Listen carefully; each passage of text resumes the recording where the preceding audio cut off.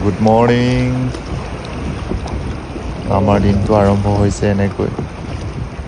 আজি আমাৰ third day চিবুক এক্সপেডিশ্যনৰ।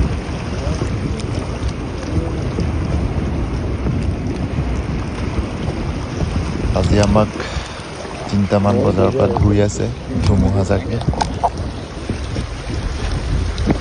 যোৱাকালিৰ পৰা গোটেই বতাহ বৰষুণ দুয়োটাই আমি কৰি আছে।